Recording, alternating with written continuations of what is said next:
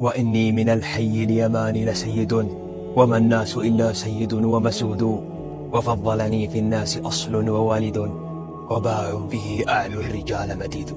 هذا قيس بن سعد بن عبادة رضي الله عنهما وارضاهما. بتكلم عن قصة قيس. طبعا الأبيات هذه لها قصة بجيبها إن شاء الله، بطرق لها. أتكلم عن قيس بس على طاري أبوه سعد بن عبادة. تعرفون العمران من هم؟ اللي هو أبو بكر رضي الله عنه وعمر بن الخطاب رضي الله عنه. السعدان اللي هو سعد بن عبادة سيد الخزرج، وسعد بن معاذ اللي يهتز عرش الرحمن بموته. سعد بن عبادة تصور، طبعا هو كان من أكرم العرب في هذاك الوقت.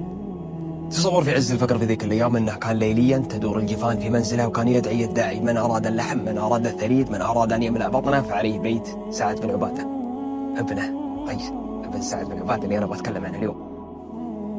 قيس كان من الأربعة الطلس اللي هم الرجال اللي ما في وجيههم شعر، السادة.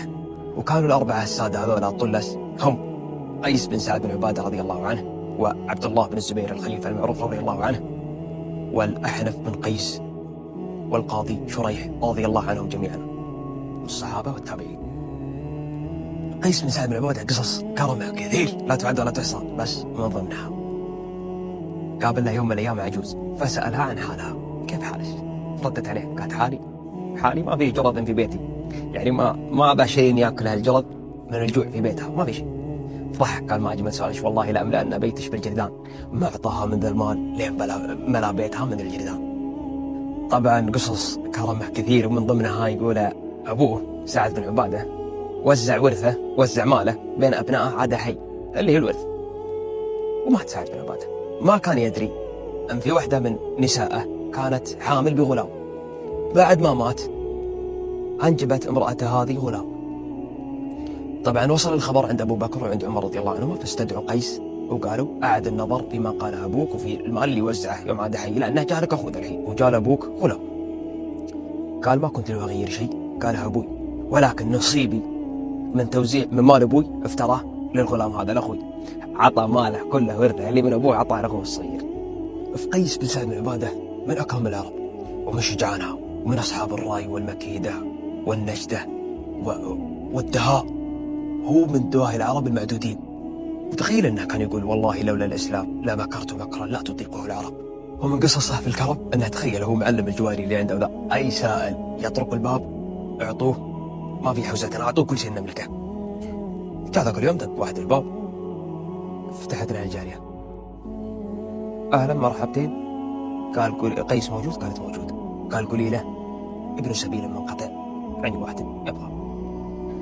قالت: حاجتك؟ والله انها اقل من اني اقوم قيس من نومه، ولكن خذ هذه 700 درهم، فوالله ما في بيت قيس اليوم غيرها. وروح المعاطن الابل اللي ما راح البن، وخذ لك ناقه، لما احتاجت ذي الناقه وخذ لك معها عبد، والله يسهل دربك. شوف الكرم والجود. ومن قصصه انه خرج يوم من الايام في بعث من بعثهم الرسول صلى الله عليه وسلم، فكان مع البعث ذا مع الناس اللي يمشون، كان كل يوم يذبح لهم جزور، كل يوم يعودوا جو عند الرسول صلى الله عليه وسلم اخبروه. قال لهم الرسول صلى الله عليه وسلم يوم اخبروه بجود قيس، قال: ان الجود من شيمة اهل ذلك البيت، من جودهم وكرمهم وسخاهم وعطاهم. قيس سوالفه كثير، بس من ضمنها يوم من تراه متميزا بالطول، فارق عن غيره، ما حد مثله في العرب في الطول، قيس بن سعد بن عبادة. ومن ضمنها قصة بقول لكم اياها الحين على طاري الطول. كان يوم من الايام ارسل ملك الروم الى معاوية بن ابي سفيان رضي الله عنه ان انا برسل لك رجال طويل ورجال يعني قوي. وهذه كانت عادة الملوك من اول: افشف ان كان عندك في قومك في امتك هذه من هو بيقدر عليهم، ان قدروا عليهم بعطيك من عندي هدايا، وان قدروا اللي عندي يغلبون اللي عندك بطولهم ولا بقوتهم ترسل هدايا.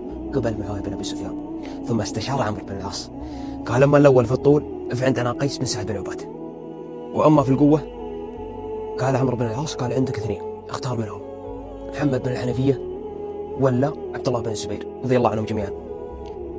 فيوم اقبلوا العلوج الروم الطويل ولا العضل ذا، جو يجلسوا، قام انت القوي ذا خرج له محمد بن الحنفية، ثم قال له: اسمع انا بوقف وانت. قال محمد بن الحنفية: قال: انا مد العلجي كلمة، قال: انا بجلس وانت وقف. ثم بشلك من يدك، أنزعك من مكانك، أقومك، وإن بغيت تبدأ أنت إني أنا أجلس وأنت واقف ولا أنت اللي ودك على راحتك. قال العلج لا، أنا بجلس وأنت شدني من يدي. فقام محمد بن الحنفية رضي الله عنه وأمسك أنت العلج وأنزع عليه واقف من مكانه من قوته. قال العلج هذول إذا الحين أنا أبى أوقف وأنت تجلس. جاء العلج يبغى يسحب، يقول يحاول، ما قدر فيه. قالوا هذا الحين جيبوا لنا الطويل اللي تقولون إنه طويل عندكم في الروم. ولذا قيس بن سعد بن عبادة جالس. جاء أنت يلا الرومي ذا طويل، ليه قيس جالس؟ قال هذا اللي تقولون إنه طويل تبغوني أجل أوقف جنبه تشوفون من الأطول؟ قال إيه. فقام قيس وفك سرواله وقال للعلج البسه خلينا نشوف. فلبسها العلج لين وقفت عند حلماته. سكت كذا العلج وانخجلوا ودروا انه ما هم قادرين. عاود رجعوا خسروا الرهان اللي معه، خسر ملكهم الرهان اللي كان مع معاوية رضي الله عنه، واعطاه من الهدايا اللي قد وعدها فيها. فلاموا اللي موجودين قيس بن سعد على تصرف انه ليش انك تفك سروالك في حضرة مجلس معاوية بن سفيان وتعطيه العلج. في يوم شافهم اكثروا عليه اللوم فرد عليهم بابيات وقال أردت بها كي يعلم الناس أنها سراويل قيس والوفود شهود، وأن لا يقول غاب قيس وهذه سراويل عاد نمته ثمود، وإني من الحي اليماني لسيد وما الناس إلا سيد ومسود، وفضلني في الناس أصل ووالد وباع به أهل الرجال مدد. طبعا من قصصه أنه يوم من الأيام مرض تعب رضي الله عنه، وتعرفوا هو سيد والناس استبطأوا من زيارته، استنكر الشيء ذا غريبة. ليه ما جوني الصحابة؟ ليه ما جوني أهل المدينة؟ جاء له شخص قال تبغى الخبر اليقين؟ قال لي والله اني ابغى الخبر.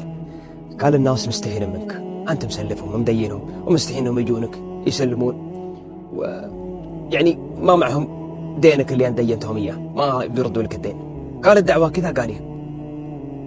قال فليدعي الداعي وليخبر الناس انه من كان عليه دين لقيس بن سعد بن عبادة فهو له. تخيل اللي هو مسلفه له ترى لكم. فاقبلوا عليه الوفود واقبلوا عليه الناس اللي تكسرت العتبة اللي عند باب بيته، انفضحت من كثرهم ومن اعدادهم رضي الله عن الصحابة اجمعين.